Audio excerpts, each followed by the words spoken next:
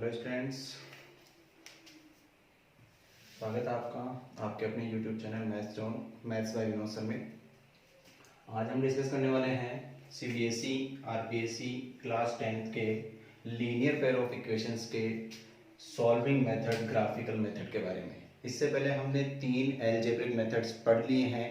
तीनों algebraic methods आपने मेरे पिछले तीनों वीडियोस में देखे। पहला मेथड हमने सब्स्टिट्यूशन मेथड पढ़ा था, दूसरा अपन ने पढ़ा था एलिमिनेशन मेथड, तीसरा अपन ने पढ़ा था क्रॉस मल्टीप्लिकेशन मेथड। अब हम बात करेंगे ग्राफिकल मेथड के बारे में। ग्राफिकल मेथड जैसे नाम से आपको पता चल जाएगा कि इसमें आपको ग्राफ बना के सोल्व करना होगा। देखिए, ग्राफ बनाना बहुत ही आसान है अगर आप अच्छे से इसको समझ लेते हैं तो। फर्स्ट ऑफ ऑल आपको इसमें जो गिवन इक्वेशंस होंगी, गिवन इक्वेशंस से टेबल्स फ्रेम करनी है, टेबल्स बनानी है।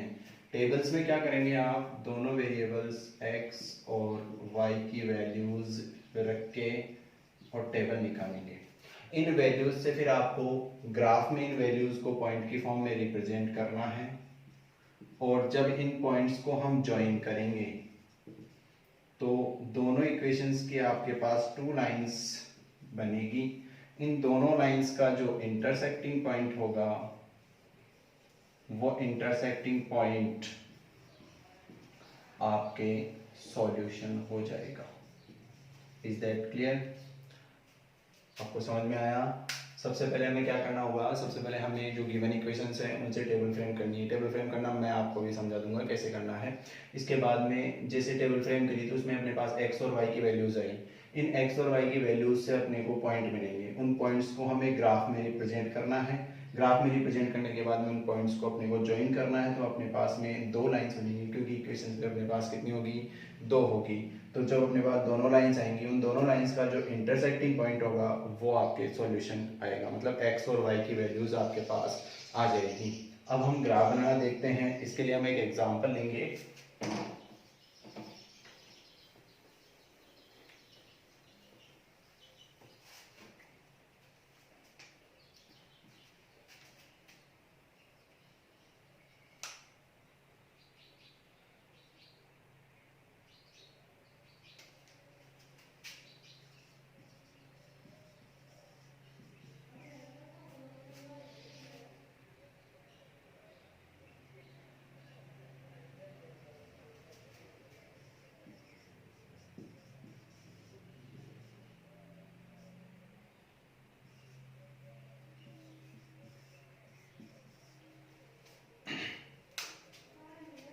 हाँ स्टूडेंट्स, यहाँ हमने एक एग्जांपल लिया है जिसमें 2 इक्वेशंस आपको गिवन है।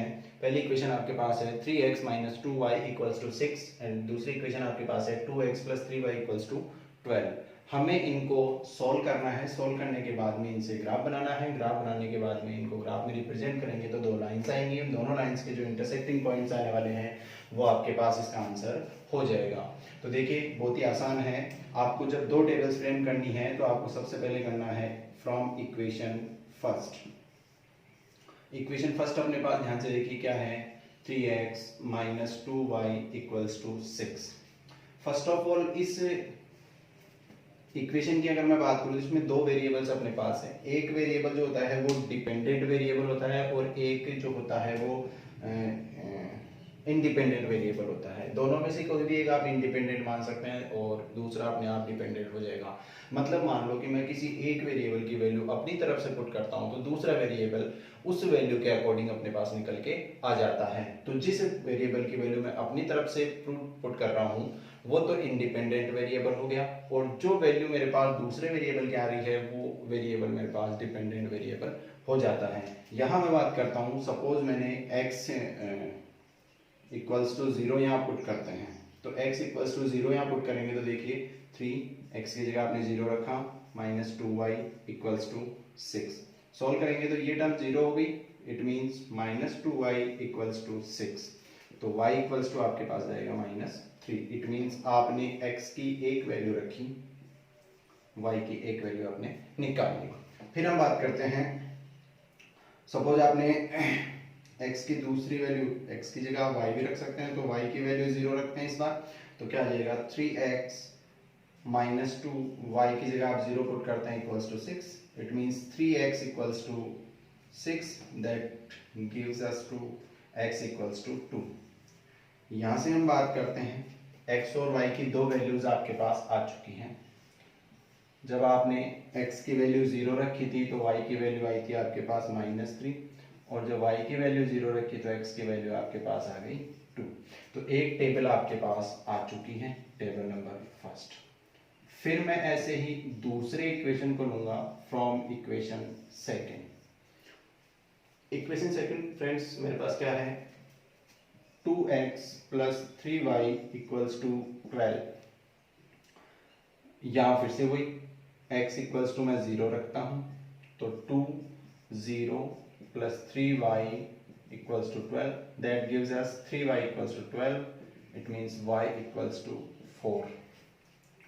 सेम y = 0 मैं पुट करता हूँ, तो 2x + 3 0 = 12, 2x = 12, that means x = 6.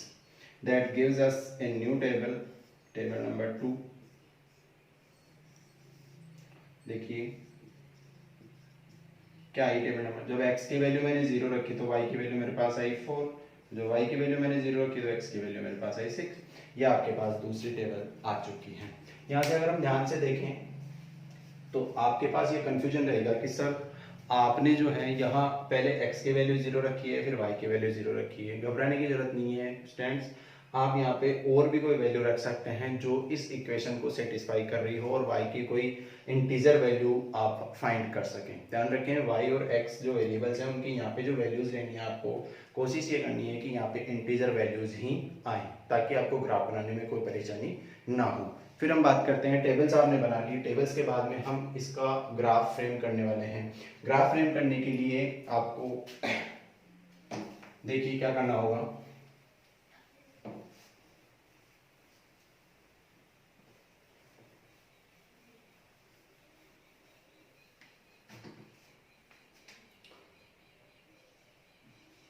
मैं इसको एक बार इधर बना लेता हूँ, दोनों टेबल्स को 0 -3 2 0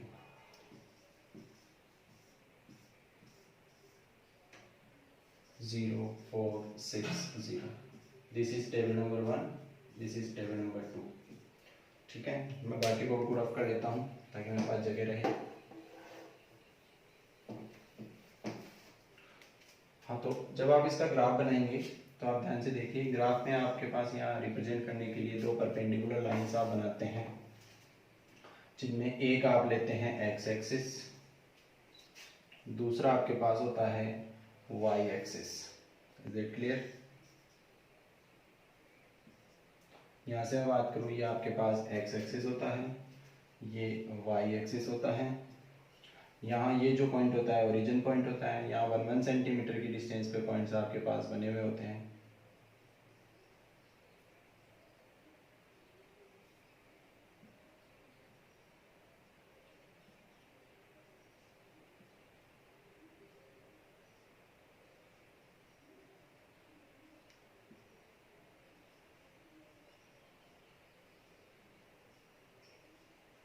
वन 2 3 4 5 6 1 2 3 4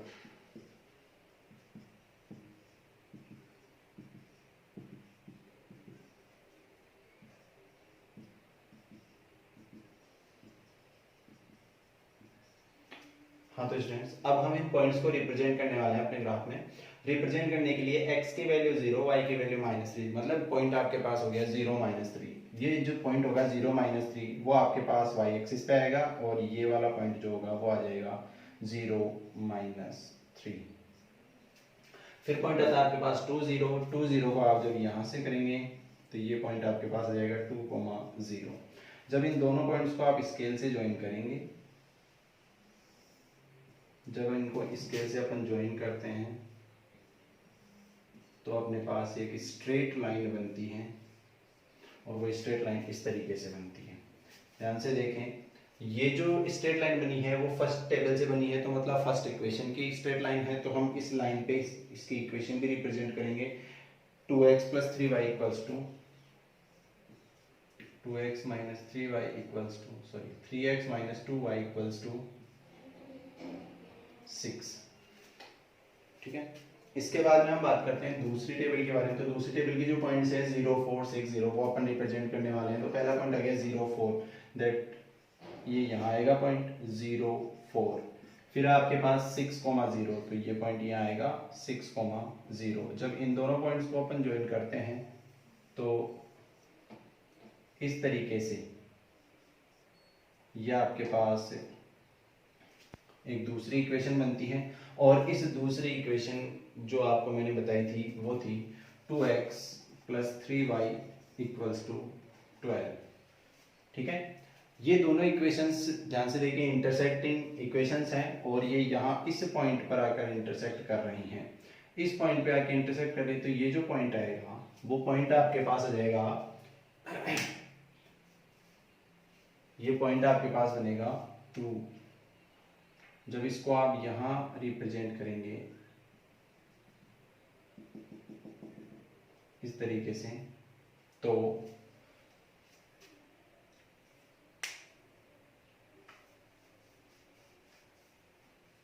ये जो पॉइंट आएगा वो उसके जो कोऑर्डिनेट्स आपके पास आने वाले हैं वो कोऑर्डिनेट्स आपके पास x और y की वैल्यूज हो जाएंगी।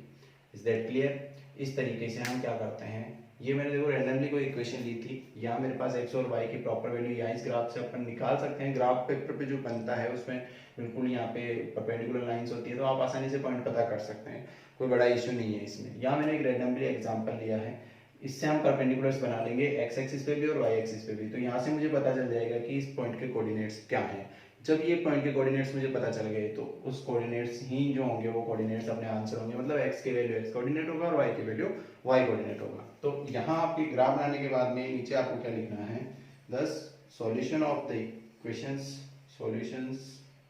Solution of this LPE is x equals to this one and y equals to this one, जो भी आपके पास यहाँ पे वैल्यूज आती हैं। ठीक है, यहाँ से आपके पास ये ग्राफिकल मेथड कंप्लीट होता है और लीनियर पेयर ऑफ इक्वेशंस के जो चारों सॉल्यूशन के मेथड्स हैं वो अपन ने देख लिए हैं। अब इस टॉपिक में आपके पास दो तीन चीजें और बच रही हैं। एक तो आपके पास है compare of coefficients, reducible equations and word problems. Next video में हम इन सब टॉपिक्स पे बात करेंगे और इस चैप्टर को जल्दी से जल्दी फिनिश करने की कोशिश करेंगे। इसके अलावा अगर आपको फिर भी देखो, यहाँ मैं एक एग्जांपल लेके आपको समझा रहा हूँ, आप ये ना देखें कि सर ने एक एग्जांपल लेके समझाया है तो हमें कोई दिक्कत नहीं है। आप घर पे और भी एग्जांपल्स लेके इन मेथड्स को सॉल्व करें और डाउट्स अगर आपको आते हैं तो मेरे पर्सनल नंबर आप कमेंट बॉक्स में ले सकते हैं या व्हाट्सएप पे या फेसबुक ग्रुप है अपना मैथ्स जोन के नाम से, उसमें भी आपको ज्वाइन कर सकते हैं। वहाँ पे अपने कमेंट बॉक्स में आप डाल सकते हैं जो भी आपके डाउट्स हैं, आपको सॉल्यूशन मिलेगा 100% आपको फुल सेटिस्फिकेशन के साथ। Thank you for watching, please like and subscribe our channel. Thank you very much.